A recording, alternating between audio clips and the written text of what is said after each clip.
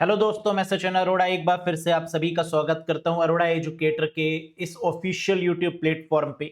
So I hope you all are doing great. आप सब बहुत बढ़िया होंगे। आज के सेशन में एक बार फिर से हम लोग बात करेंगे IBPS RRB PO clerk, even IBPS RRB के जितने भी एग्जाम्स हो रहे हैं, स्केल 1 स्केल 2 स्केल 3, सभी के लिए ये सेशंस आपके इंपॉर्टेंट हैं। कंप्यूटर के बेस्ट 40 क्वेश्चंस की ये सीरीज चल रही है और आज है इसका डे 13।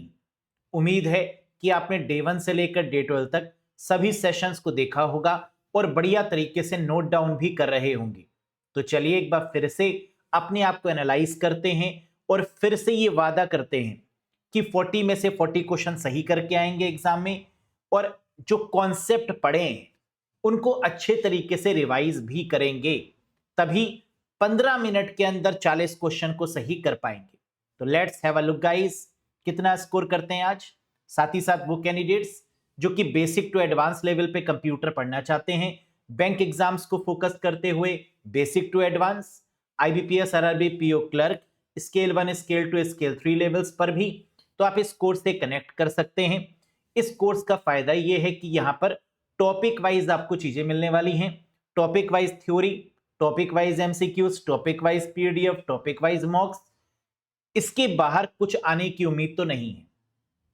साथ ही साथ इन YouTube सेशंस को आप रिवाइज अगर कर रहे हैं तो आपके marks full out of full जरूर आएंगे, क्योंकि आपको अपनी कमियां भी पता चल रही हैं कि आखिरकार हमने जो पढ़ा है उसमें कमी कहां रह गई, किस टॉपिक को और फोकस करने की रिक्वायरमेंट है। Yes, so let's have a look guys. जो इस कोर्स से जुड़ना चाहते हैं वो अरोड़ा एजुकेटर एप्लीकेशन को इंस्टॉल करेंगे गूगल प्ले स्टोर और iOS स्टोर की मदद से। फिर आप इस कोर्स से कनेक्ट हो जाइएगा। कोई कंफ्यूजन है, कोई डाउट है, कुछ पूछना चाहते हैं तो दिए गए नंबर पे व्हाट्सएप करके भी आप हमसे पूछ सकते हैं। यस, कूपन कोड भी आपको कोर्स में मिलेगा, उस कूपन कोड को अप्लाई कर दीजिएगा, जो मैक्सिमम डिस्काउंट होगा वो आपको मिल जाएगा। Let's get started guys. Previous session में क्वेश्चन मैंने आपसे पूछा था, essential settings like date, time, boot order etc needed for BIOS at boot time are stored in. Boot समय पर बायोस के लिए आवश्यक दिनांक, समय, बूट क्रम आदि जैसी आवश्यक सेटिंग्स डैश में संग्रहित की जाती हैं। और हमने आपको बताया था कि कभी भी क्वेश्चन में date, time, boot order related कुछ भी पूछा जाए तो आंसर क्या होगा, ROM memory, read only memory. और रीड ओनली मेमोरी में जहां पर ये अपडेशन होता है उसे क्या बोलते हैं, battery, that is called a CMOS battery. So the correct answer is CMOS, complementary metal oxide semiconductor. तो जितनी भी जरूरतमंद सेटिंग्स हैं, एसेंशियल सेटिंग्स हैं, वो सब कहां पर होंगी, सीमॉस सेटिंग्स में जाकर ही होंगी। और सीमॉस की मदद से ही डेट टाइम को हम अपडेटेड मैनर में देख सकते हैं। अब जरा सीमॉस पे छोटी छोटी मगर मोटी बातों पर बात कर लेते हैं। सॉरी शक्तिमान, आइए देखते हैं। सीमॉस की दोस्तों अगर हम बात करें तो इसकी फुल फॉर्म क्या है, complementary metal oxide semiconductor. It is a small battery powered chip. ये बहुत छोटी होती है, जैसे कि आप स्क्रीन पर देख रहे हैं, बैटरी के फॉर्मेट में होती है, चिप लगी होती है इसमें। ये कहां पर होती है, तो आंसर है on the motherboard. It is placed over the motherboard या placed on the motherboard, motherboard के ऊपर होती है। Having date, time, hardware configurations, इसके ऊपर जितने भी डेट है, टाइम है या हार्डवेयर रिगार्डिंग कॉन्फ़िगरेशंस हैं वो सब मेंशन होगी। Works even when the computer is turned of. जब कंप्यूटर या मोबाइल फोन आपका बंद होता है तो भी ये काम करती है, क्योंकि बैटरी है तो बैटरी तो परमानेंट काम करेगी। तो इसका मतलब ये कभी डेड नहीं होती। और अगर आपका डेट और टाइम गलत आना शुरू हो गया है तो इसका मतलब कि सीमॉस बैटरी को चेंज करने का समय आ चुका है। जाइए मार्केट में सीमॉस बैटरी लीजिए और बदल लीजिए, डेट और टाइम आपका सही हो जाएगा। तो even works even when the computer is shut down या turn off. Also called NV RAM. CMOS को एनवी रैम भी बोलते हैं। एनवी रैम का मतलब है नॉन वोलाटाइल रैम। ऐसा क्यों, देखो रैम का नेचर जो होता है वो टेम्परेरी होता है, वोलाटाइल होता है, लेकिन सीमॉस बैटरी जो है वो क्या करती है, परमानेंट नेचर की होती है। तो अगर ये परमानेंट नेचर की है तो हम इसको क्या बोलेंगे, नॉन वोलाटाइल। और रैम क्यों बोलेंगे, क्योंकि ये फास्ट है, क्योंकि इसकी स्पीड, इसकी काम करने की जो शैली है वो बहुत तेज है। जब भी हम कंप्यूटर को ऑन करते हैं तो ऑटोमेटिक डेट और टाइम हमें दिखता है। तो इसी रीजन से यहां पर क्या लिखा गया है, रैम। और कौन सी RAM? Non volatile RAM is called CMOS. Next, आज के सेशन का पहला question, among these name the email client. इनमें से ईमेल क्लाइंट का नाम बताइए। क्लाइंट का मतलब होता है सॉफ्टवेयर। क्या जीमेल सॉफ्टवेयर है? नहीं, जीमेल तो वेबसाइट है। gmail.com जाएंगे और वहां पर एक्सेस कर लेंगे। याहू yahoo.com भी वेबसाइट का नाम है, सॉफ्टवेयर नहीं है, क्लाइंट नहीं है। एमएस आउटलुक ये सॉफ्टवेयर है। एमएस आउटलुक वेबसाइट के थ्रू भी आप एक्सेस कर सकते हैं या इसको सॉफ्टवेयर के थ्रू भी एक्सेस कर सकते हैं। तो ईमेल क्लाइंट में आंसर क्या बनेगा? MS outlook.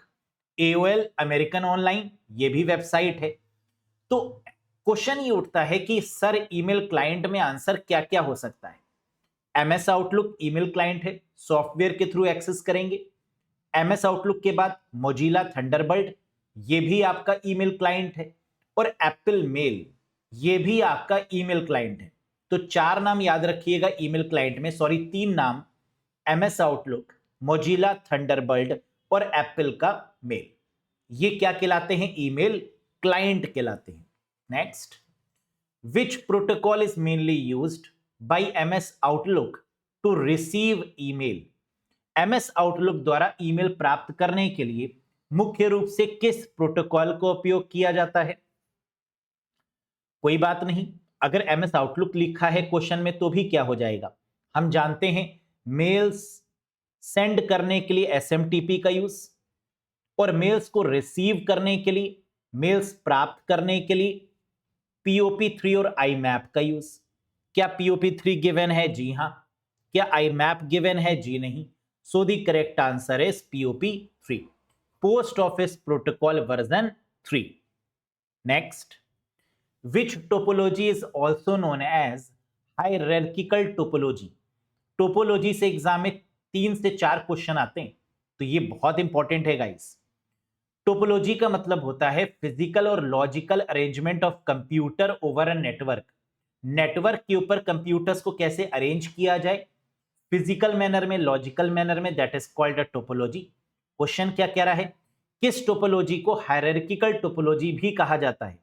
हायरार्की का मतलब क्या होता है कि ऊपर पेरेंट हो, नीचे चाइल्ड हो, एक सीक्वेंस को फॉलो कर रहा हो। तो हायरार्की बेस टोपोलॉजी कौन सी होगी? मैश, स्टार, रिंग, ट्री या बस? The correct answer is tree topology. आपकी पार की नजर और Nirma super, the correct answer is tree topology is the hierarchy based. ऊपर सर्वर होगा, नीचे क्लाइंट होंगे, है ना, इस तरीके के स्ट्रक्चर में इसको बनाया जाता है। Next, data collision is most common in which topology. बताइए, कॉन्सेप्ट पढ़ रखे हैं आपने तो आपको पता होगा। डेटा टकराव, कोलिजन किस टोपोलॉजी में सबसे अधिक है? डेटा आपस में टकराता है तो क्या यह सही मानी जाएगा? नहीं, डेटा टकराना नहीं चाहिए। तो ऐसी कौन सी टोपोलॉजी है जिसमें डेटा का टकराव, डेटा कोलिजन सबसे ज्यादा होता है? बिल्कुल सही, दी करेक्ट आंसर इज बस टोपोलॉजी। जो सबसे बेकार टोपोलॉजी मानी जाती है, टर्मिनल्स का या टर्मिनेटर्स का प्रयोग इसमें किया जाता है, बैकबोन केबल का प्रयोग किया जाता है, और अगर ये केबल खराब हुई तो जितने भी नोड्स या कंप्यूटर इससे कनेक्टेड हैं वो सब डाउन हो जाएंगे। दैट इज कॉल्ड अ बस टोपोलॉजी।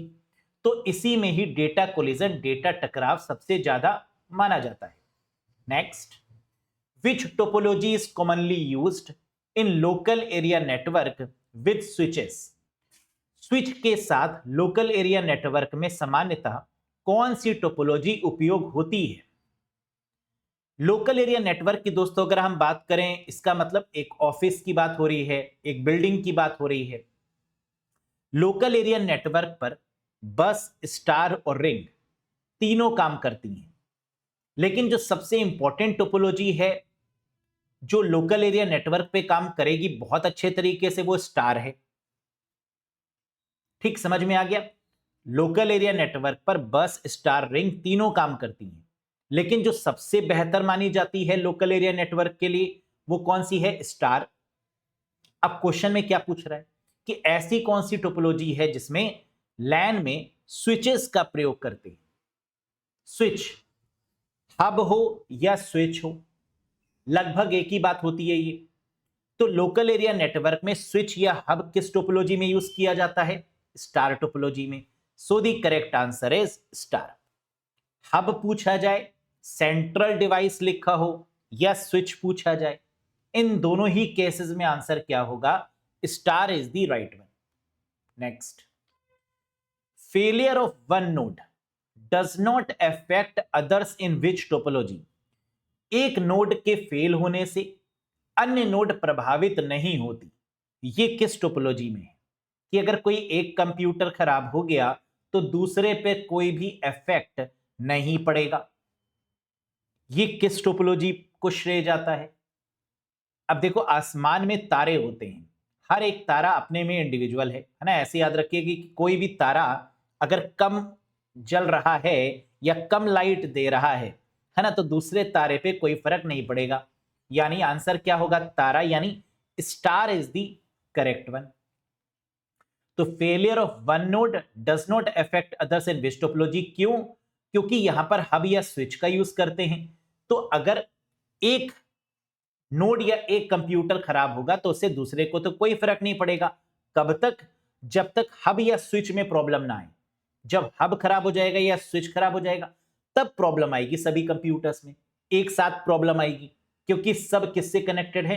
हब या स्विच से। क्या ये बात समझ में आ गई? Very good. Next, wifi is based on which IEEE standard? Previous year का पूछा गया question, very very important one. आप जानते हैं वाईफाई की फुल फॉर्म होती है वायरलेस फिडेलिटी। वाईफाई, यस, किस IEEE मानक पर आधारित है? हम जानते हैं वाईफाई का IEEE स्टैंडर्ड क्या है? 802.11, 0.3 for Ethernet, 0.5 for token ring, 0.15 for personal area network, 16 for WiMAX purpose. ये सब आपको करवाया ना। 0.4 आए तो टोकन बस होगा, 0.5 आए तो टोकन रिंग होगा, ये सब बताए हुए हैं आपको। तो 0.11 के लिए क्या यूज होगा? That is for wifi IEEE 802.11। Next, what is the address of 9th row and 6th column in MS Excel 2019 या 2021 या 2024? किसी भी वर्जन में ये क्वेश्चन पूछा जाए, कैसे करेंगे आइए देखते हैं। MS Excel 2019, 21 या 24 या किसी भी वर्जन में 9वीं पंक्ति और 6th कॉलम का पता क्या होगा? अब एक चीज ये याद रखना कि जब भी हम MS Excel में सेल की बात करते हैं तो सेल में पहले कॉलम होता है फिर रो होती है। पहले क्या होता है? कॉलम, फिर क्या होती है? रो। कॉलम को अल्फाबेट से डिनोट करते हैं और रो को नंबर से। तो यहां पर कॉलम कितनी दी हुई है? 6, और रो कितना दिया हुआ है? 9। तो हम लिख लेंगे 6 9। कॉलम को किससे डिनोट करेंगे? अल्फाबेट से। तो 6 की जगह पर क्या आ जाएगा? F, और 9 की जगह पर 9। तो आंसर क्या आ गया? F9 is the correct answer. Yes, पहले कॉलम फिर रो, कॉलम को अल्फाबेट से और रो को नंबर से। तो F9 is the correct answer. बल्ले बल्ले। Next, cache memory acts between. Cache memory किसके बीच में कार्य करती है? जो कैशे मेमोरी होती है क्या ये फास्ट है? जी हां, सबसे पहले नंबर पे रजिस्टर, फिर कैशे, फिर रैम। और कैशे मेमोरी एक्ट करती है किसके बीच में? सीपीयू और रैम के बीच में, सीपीयू और रोम के बीच में, सीपीयू और हार्ड डिस्क के बीच में, या सीपीयू और फ्लैश मेमोरी के बीच में? करेक्ट आंसर होगा सीपीयू और मेन मेमोरी यानी रैम के बीच में ये काम करती है। तो देख सकते हैं आप स्क्रीन पर, cache memory act between the CPU यानी माइक्रो प्रोसेसर और रैम यानी मेन मेमोरी। मेन मेमोरी में आपका रैम और रोम दोनों आता है, इसलिए यहां पर स्पेसिफिक लिखा जाता है RAM, CPU and RAM. Next, cache memory किस प्रिंसिपल पे काम करता है जरा ये बताओ? है ना। वेरी वेरी इंपॉर्टेंट क्वेश्चन, एकदम से हिट किया मुझे कि ये क्वेश्चन मैं आपको बता भी चुका हूं पहले, एक बार रिवाइज करते। कैश मेमोरी किस प्रिंसिपल पे काम करता है, किस मैकेनिज्म पे काम करता है? Locality of reference. क्या होगा? Locality of reference. इसका मतलब कि जो चीजें इंपॉर्टेंट हैं उनको पास में रखा जाएगा, उनको रैम में रखा जाएगा, और जिसकी रिक्वायरमेंट नहीं है उसको कैशे मेमोरी हटा देगी अपने पास से। तो जिसकी रिक्वायरमेंट है उसको कैशे मेमोरी अपने पास रखेगी, और जिसकी रिक्वायरमेंट नहीं है उसको हटा देगी। That is called a locality of reference, जो कि कैशे मेमोरी का कॉन्सेप्ट है। Next, what is the output of the following function in MS Excel 2021 या 2024, कोई भी वर्जन में पूछा जाए। एमएस एक्सेल 2021 में निम्नलिखित फंक्शन का आउटपुट क्या होगा? सीलिंग 48, 12। मैंने आपको क्या समझाया है? फ्लोर का मतलब होता है कम वाली वैल्यू, और सीलिंग का मतलब होता है ज्यादा वाली वैल्यू, लेकिन इसके साथ में इक्वल्स टू भी है। सीलिंग के केस में इक्वल्स टू, ग्रेटर देन, और फ्लोर के केस में लेस देन और इक्वल्स टू। अब जरा देखो, दूसरे वाले की टेबल पढ़नी है। दूसरा वाला नंबर क्या है? 12, 12। 12 की टेबल में 48 आएगा क्या? जी हां। तो हमें 48 से ऊपर तो बढ़ना ही नहीं है, क्योंकि इक्वल्स टू वाला नंबर हमें मिल रहा है। 12 4 जा 48, सो द करेक्ट आंसर इज 48। देखो, 12 की टेबल पढ़ेंगे 48 में, अगर 48 नहीं होता तो उससे ज्यादा वाला नंबर हम लिखते, लेकिन अगर डिविजिबल आ रहा है तो आंसर क्या होगा? 48। 12 4 जा 48। अगर यही क्वेश्चन फ्लोर के साथ में गिवन होता तो भी आंसर 48 होता, क्योंकि दोनों में एक चीज तो कॉमन है कि अगर उस टेबल में आ रहा होगा इक्वल्स टू वाला अगर होगा तो हम इक्वल्स टू वाला ले लेंगे। सीलिंग में अगर इक्वल्स टू के बराबर नहीं होगा तो हम ग्रेटर लेंगे, और फ्लोर में अगर इक्वल्स टू नहीं हो रहा होगा टेबल में तो लेस वाला लेंगे, है ना। बस इतना याद रखना है। तो इस केस में आंसर क्या होगा? दैट इज 48, चाहे क्वेश्चन में सीलिंग गिवन हो, चाहे क्वेश्चन में फ्लोर गिवन हो। Next, dash is the art of manipulating, influencing और deceiving you in order to gain control over your computer system. Dash आपके कंप्यूटर सिस्टम पर नियंत्रण पाने के लिए आपको हेर फेर करना, प्रभावित करना और धोखा देने की एक कला है। That is called social engineering. Social engineering क्या होता है? कंप्यूटर के ऊपर साम दाम दंड भेद कुछ भी करके कंप्यूटर को हैक करना, अकाउंट को हैक करना, that is called social engineering. Manipulate करना, इन्फ्लुएंस करना, डिसीव करना, और सामने वाले के कंट्रोल को ले लेना, उसको ये दिखा के कि मैं बड़ा शरीफ हूं, है ना। इंपैक्ट कुछ इस तरीके का डालना, this is called social engineering. Next, what is APK in Android? Android operating system की बात करें तो आप जानते हैं कि एंड्रॉइड ऑपरेटिंग सिस्टम एक ओपन सोर्स ऑपरेटिंग सिस्टम है। और एपीके क्या होता है एंड्रॉइड में? एंड्रॉइड एप्लीकेशंस में अगर हमें कोई एप्लीकेशन इंस्टॉल करनी है तो हम लोग प्ले स्टोर पे जाते हैं और फिर किसी भी एप्लीकेशन को इंस्टॉल करते हैं। क्या कोई और भी तरीका है एप्लीकेशन को इंस्टॉल करने का? जी हां, एपीके फाइल्स। एपीके फाइल्स के थ्रू भी हम एप्लीकेशन को इंस्टॉल कर लेते हैं। तो आंसर क्या होगा एपीके का? Android package kit. कई बार जो इलीगल हमारी एप्लीकेशंस होती हैं, है ना, ऐसी एप्लीकेशंस जिन पर सरकार बैन लगाती है, उनको सर्कुलेट किया जाता है वाया एपीके फाइल्स के द्वारा। फाइल भेजी जाती है एपीके आपके मोबाइल में, और जब आप उस पर क्लिक करते हैं तो वो आपका जो एप्लीकेशन है वो इंस्टॉल होना शुरू हो जाता है। तो that is called APK, Android package kit. Next, what is the class of the IP address 10.52.36.11? IP address की क्लास क्या होगी? 10.52.36.11 अगर आईपी एड्रेस है तो ये किस क्लास को बिलोंग करता है? क्लास कैसे निकालेंगे? पहला नंबर देखेंगे आईपी एड्रेस में क्या है। फर्स्ट ऑक्टेट इज 10, और 10 किस रेंज में आएगा? क्लास ए की रेंज में, क्योंकि क्लास ए की रेंज क्या है? 0 से 127। क्या 10 नंबर 0 से 127 या 126 भी होता है?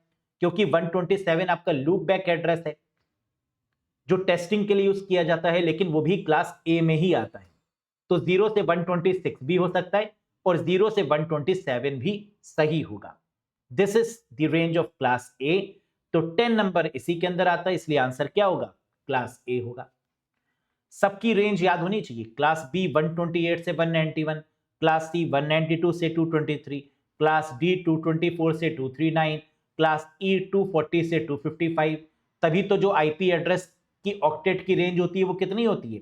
0 से 255 के बीच में होना चाहिए, है ना? यही तो है।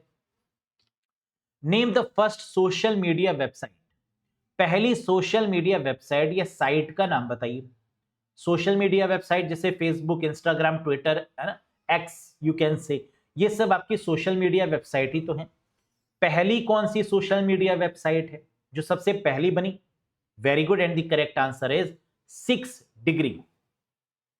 सबसे पहली आपकी सोशल मीडिया वेबसाइट जो बनी उसका नाम क्या है दोस्तों? That is 6 degree. The following will not be affected when the virus enters your computer. आपके कंप्यूटर में वायरस के प्रवेश करने पर निम्नलिखित प्रभावित नहीं होगा।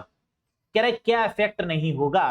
अगर आपके कंप्यूटर में वायरस आ जाता है तो सिस्टम की फाइल्स क्या इफेक्ट होंगी? जी हां। हार्ड डिस्क आपकी इफेक्ट होगी? यस। बूट सेक्टर इफेक्ट होगा? जी हां। एसएमपीएस इफेक्ट होगा? नहीं।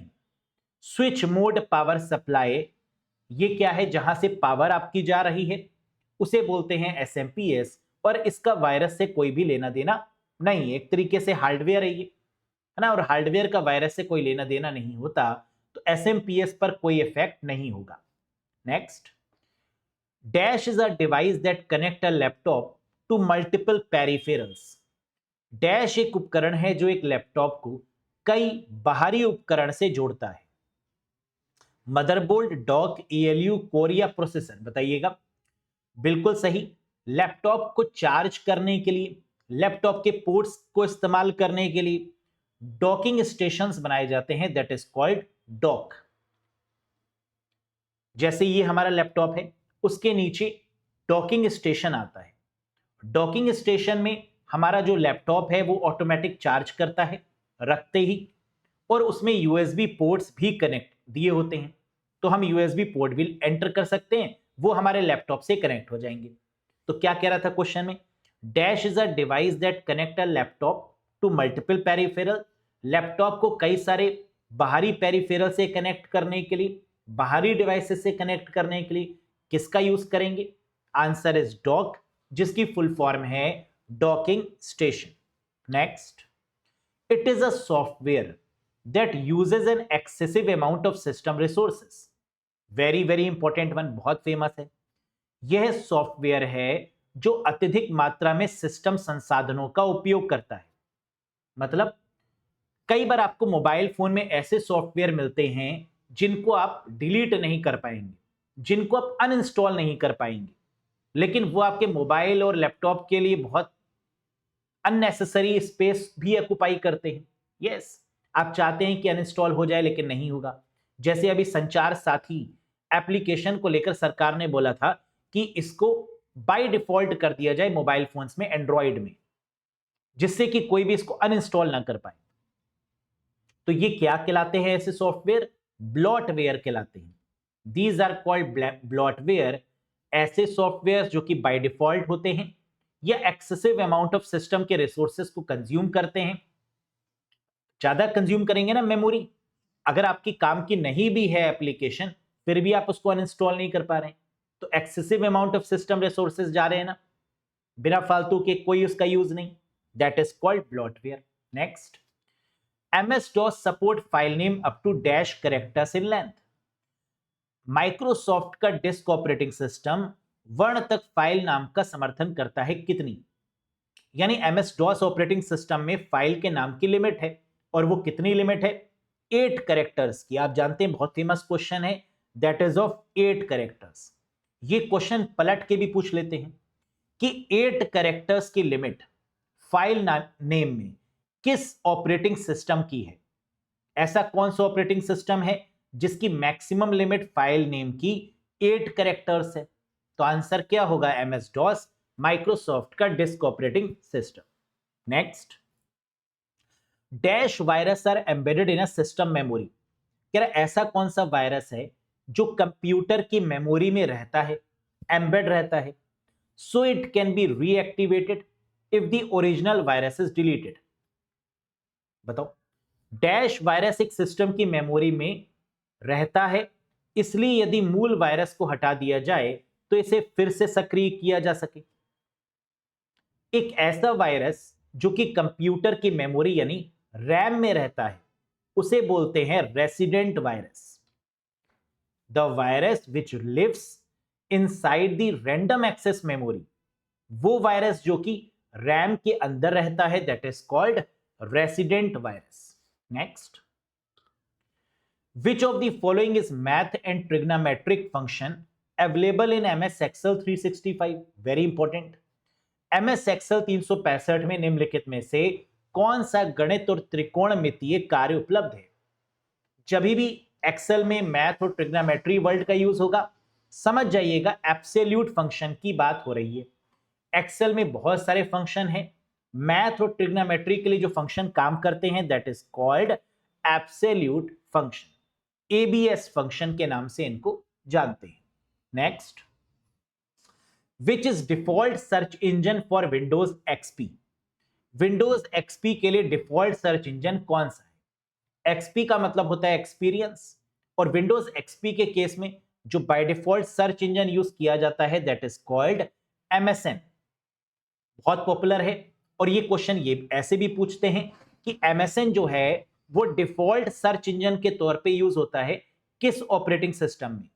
तो आंसर क्या होगा? विंडोज एक्सपी के लिए। तो दोनों तरफ से याद रखना, विंडोज एक्सपी मतलब एमएसएन, एमएसएन मतलब Windows XP. Next, deep seek artificial intelligence is developed in which country. आप लोगों ने जीए में भी पढ़ा होगा ना, काफी ट्रेंडिंग रहा है डीप सीक आर्टिफिशियल इंटेलिजेंस है। किस कंट्री ने डेवलप किया, बनाया है, नाम बताइए। डीप सीक एआई का विकास किस देश में हुआ है, किस देश ने इसको डेवलप किया है? USA, Japan, South Korea, China या India? Very good, and the correct answer is China. China के द्वारा बनाया गया आर्टिफिशियल इंटेलिजेंस का नाम है DeepSeek. Clear? Next, dash is considered to be the first chatbot in the history of computer science.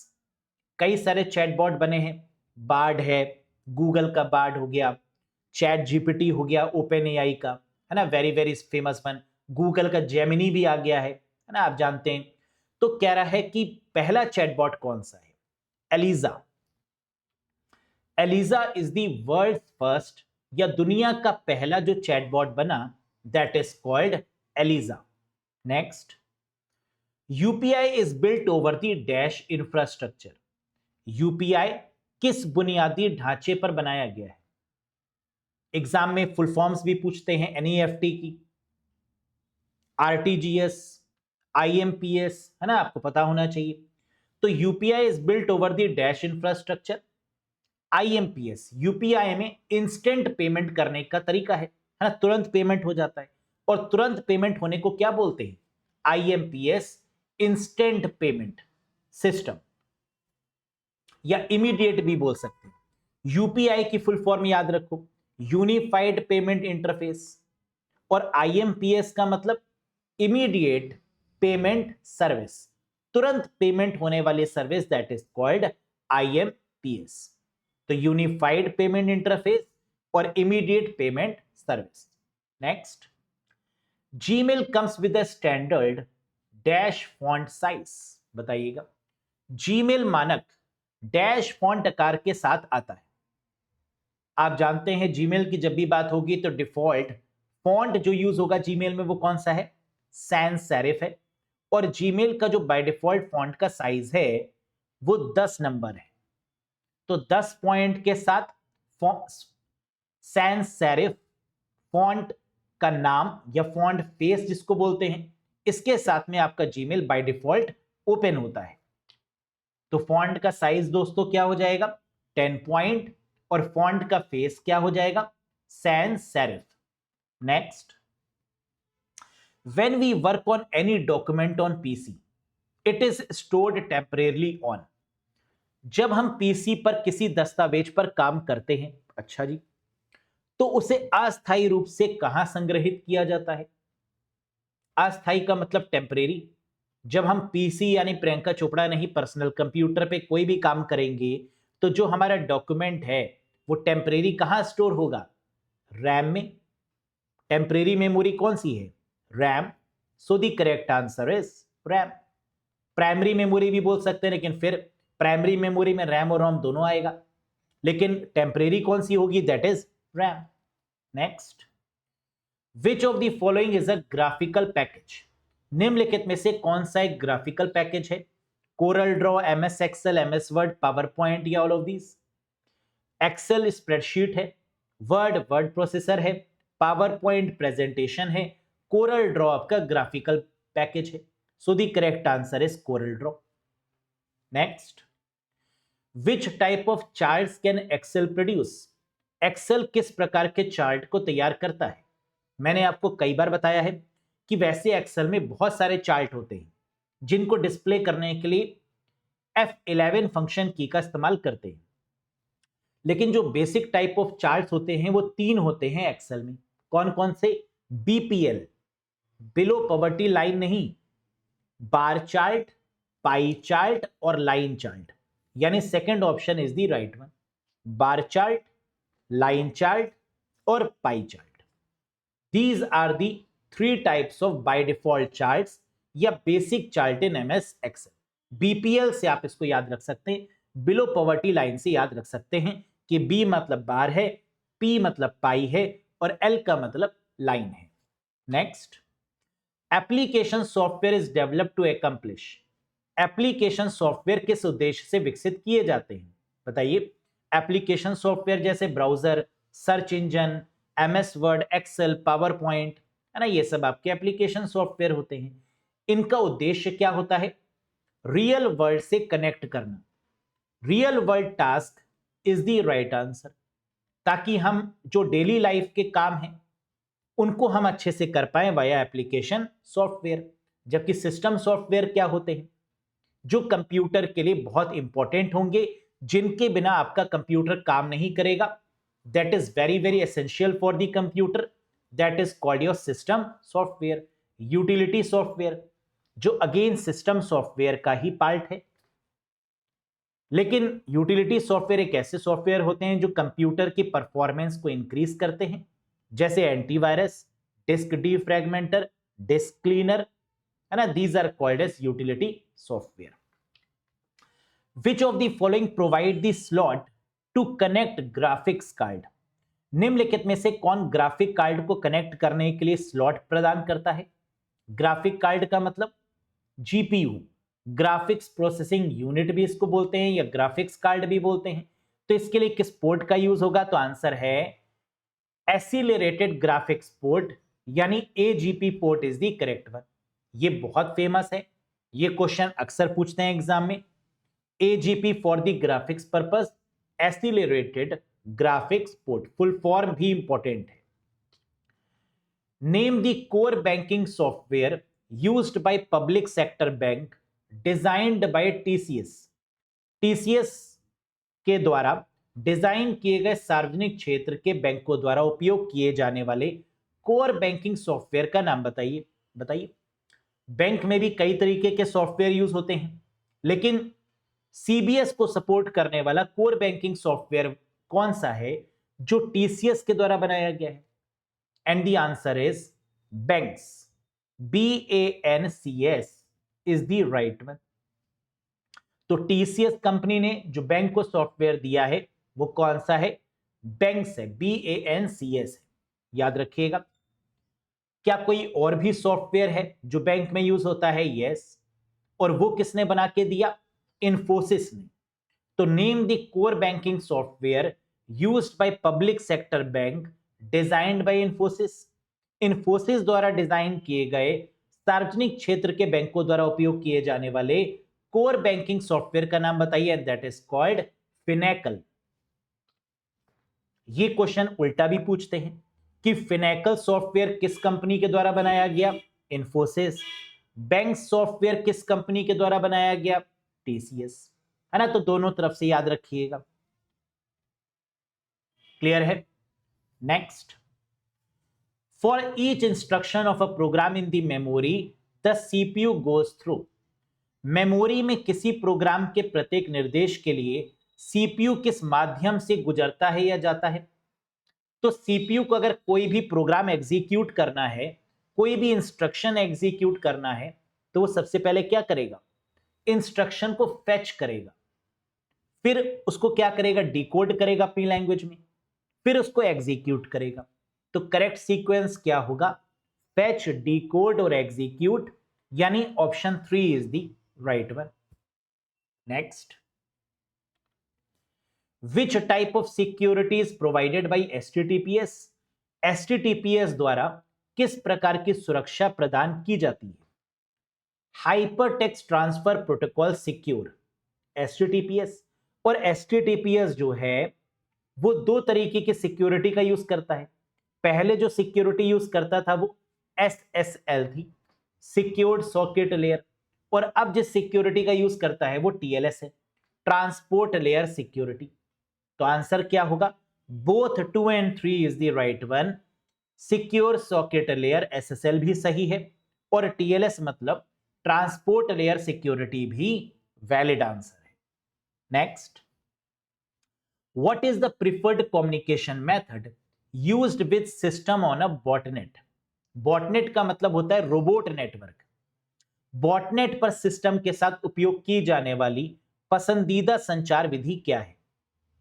Robots क्या message करते हैं? जी हां, आपने देखा होगा कई सारी वेबसाइट हैं, या कई बार आप कॉल लगाते हैं कस्टमर केयर पे, है ना, तो उधर रोबोट ही तो बोलते हैं, उधर एआई तो बोल रहे होते हैं कि 2 दबाइए, 3 दबाइए, 4 दबाइए, 5 दबाइए, गला दबाइए, है ना, ऐसा कुछ। तो वो रोबोट ही तो हैं, और आगे जब आप दबाते हैं फिर उसके बाद रोबोट शुरू होते हैं, तो उन्हें बॉटनेट ही बोलते हैं, रोबोट नेटवर्क बोलते हैं। और ये जिस प्रोटोकॉल पे काम करते हैं वो है आईआरसी, इंटरनेट रिले चैट। तो अगर आपको बॉटनेट पूछा जाए और प्रोटोकॉल्स पूछा जाए तो आंसर क्या होगा? IRC, internet relay chat. Next, chatting भी कई बार आप लोग करते हैं वेबसाइट पर जाकर, तो वहां पर रोबोट होते हैं जो आपकी क्वेरी का रिस्पॉन्स करते हैं। Yes, this protocol allows electronic instrument and other digital musical tools to communicate with each other. बताइए, यह प्रोटोकॉल इलेक्ट्रॉनिक उपकरणों और अन्य डिजिटल संगीत उपकरणों के लिए एक दूसरे के साथ संवाद करने की अनुमति देता है। तो ऐसी कौन सी प्रोटोकॉल है जो म्यूजिक में मदद करती है? आंसर है MIDI, musical instrument digital interface. याद रखिएगा, इसकी फुल फॉर्म भी इंपॉर्टेंट है, एग्जाम में पूछते हैं कि MIDI में जो आखिरी वाला आई है वो क्या है, या जो बीच वाला आई है वो क्या है ना, इस तरीके के क्वेश्चन आते हैं। तो MIDI का मतलब musical instrument digital interface. Next, which of the following is the type of cloud computing service? Cloud computing का मतलब डेटा को ऑनलाइन स्टोर करने की टेक्निक को बोलते हैं क्लाउड कंप्यूटिंग। निम्नलिखित में से कौन सा क्लाउड कंप्यूटिंग सेवा का एक प्रकार है? हम जानते हैं क्लाउड कंप्यूटिंग 3 तरीके की होती है। इंफ्रास्ट्रक्चर एज अ सर्विस सही है, प्लेटफॉर्म एज अ सर्विस सही है, और सॉफ्टवेयर एज अ सर्विस भी सही है। हम ऑनलाइन इंफ्रास्ट्रक्चर भी इस्तेमाल कर सकते हैं बना बनाया, प्लेटफॉर्म भी यूज कर सकते हैं बना बनाया, और सॉफ्टवेयर भी यूज कर सकते हैं बने बनाए। तो that is called all of these, all of the above is right answer. IAS, PAS, PAS और SAS, SAS is the right answer. Next, what is the result of the following MS Excel formula? इस MS Excel formula का परिणाम क्या होगा? इस तरीके के question भी आम पूछे जाते हैं, क्यों? ताकि आपका समय खर्च हो, है ना। 15 मिनट में 40 क्वेश्चन करने हैं, तो क्वेश्चन थोड़े इस तरीके के फ्रेम करते हैं ताकि टाइम ज्यादा कंज्यूम हो आपका, और आप 40 में से 40 कर ना पाए, लेकिन आप करके आएंगे। यस, सबसे पहले 256 को 8 से डिवाइड करेंगे, क्या आएगा? 32। फिर 32 को 4 से डिवाइड करेंगे, क्या आएगा? 8। फिर 8 को 2 से डिवाइड करेंगे, क्या आएगा 4, दैट इज द आंसर। समझ में आ गया? तो पहले दो दो करके आप सॉल्व करेंगे, 256 को 8 से 32, फिर जो आंसर आया उसको अगले वाले से 4, 32 डिवाइडेड बाई 4 8, फिर जो आंसर आया उसको 2 से डिवाइड, द आंसर इज 4। आप तो ओरल कर लेंगे, है ना? आप तो मैथ में पीएचडी कर ली है आप लोगों ने अब तक, तो यस, तो अब ये चीजें तो आप ओरल कर लेंगे। Next, in a computer networking the maximum rate of data transfer across a given path is known as। Computer networking में किसी दिए गए पथ पर डेटा ट्रांसफर की अधिकतम दर को किस रूप में जाना जाता है? Maximum rate of data transfer, कितना डेटा ट्रांसफर हो रहा है, इसकी मैक्सिमम रेट क्या कहलाएगी? बैंडविड्थ कहलाएगी। जब भी आप नेटवर्क का यूज करते हैं तो आप क्या चेक करते हैं? उसकी बैंडविड्थ चेक करते हैं। जितनी मैक्सिमम बैंडविड्थ होगी उतनी नेटवर्किंग की स्पीड फास्ट होगी। Yes. Dash is a chatbot developed by XAI। X मतलब ट्विटर, है ना? ट्विटर का नाम बदल के क्या हो गया? एक्स। तो dash is a chatbot developed by XAI, an AI company founded by Elon Musk. XAI द्वारा विकसित एक चैटबॉट है जो एलॉन मस्क द्वारा स्थापित एक AI कंपनी है, that is called, Elon Musk की कंपनी का नाम क्या है? स्टारलिंक, है ना? तो यहां पर AI का नाम पूछ रहा है तो आंसर क्या होगा? ग्रॉक। Very good. तो XAI कंपनी का जो आपका आर्टिफिशियल इंटेलिजेंस है उसका नाम क्या है? That is Grok. किसने डेवलप किया? By Elon Musk. क्लियर है? तो आउट ऑफ 40 आपने कितना स्कोर किया, एक बार कमेंट करके बताइएगा। मुझे उम्मीद है कि बेटर स्कोर आ रहा होगा, कॉन्फिडेंस बिल्डअप हो रहा होगा। यस। ये रहा क्वेश्चन नंबर 41, आज के सेशन का क्वेश्चन ऑफ द डे। क्या है ये क्वेश्चन? उस प्रोटोकॉल का नाम बताइए। Dash protocol is designed for connecting one system with another as a remote login. Dash protocol एक सिस्टम को दूसरे सिस्टम से रिमोट लॉगिन के रूप में जोड़ने के लिए डिजाइन किया गया है। रिमोट लॉगिन आएगा तो आंसर क्या होगा? जानते हैं ना? जरा कमेंट करके बताइएगा। TCP/IP, mime, POP, telnet, STTP, या आता है बताएंगे नहीं? क्या होगा इसका करेक्ट आंसर? कमेंट में, in the comment box. Yes. बाकी जो प्रोटोकॉल है उनका यूज क्या है ये भी बताइएगा अगर पता हो तो, कि सारी के सारी प्रोटोकॉल कहां कहां और कब कब आंसर करेंगे। यस, ये भी पता होना चाहिए। बाकी खुलासा मैं करूंगा इसका अगले सेशन में। Yes, what is the right answer, लेकिन मुझे लगता है कि आपको पता है। कैसा लगा आपको आज का सेशन? अगर पसंद आया हो तो एक बार लाइक कर दीजिएगा, चैनल पर नए हो तो सब्सक्राइब कर सकते हैं, और साथ ही साथ अगर कंप्यूटर के कोर्स से कनेक्ट करना चाहते हैं तो अरोड़ा एजुकेटर एप्लीकेशन को इंस्टॉल कर लीजिएगा गूगल प्ले स्टोर या iOS स्टोर की मदद से। फिर आप बेसिक टू एडवांस इस फुल कंप्यूटर के कोर्स को कनेक्ट कर सकते हैं और शानदार तरीके से topic wise MCQs, PDF, mock test, theory कर सकते हैं। यस। तो कैसा रहा आपका अभी तक का एक्सपीरियंस? क्या चीजें रिकॉल हो रही हैं? क्या मार्क्स लगातार बढ़ रहे हैं? क्या कॉन्फिडेंस आपका इंक्रीज हो रहा है? मुझे कमेंट करके जरूर बताइएगा। बहुत जल्द मिलेंगे नेक्स्ट सेशन में अगेन बेस्ट 40 क्वेश्चंस के साथ। Till then, bye bye and take care. Thank you very much guys.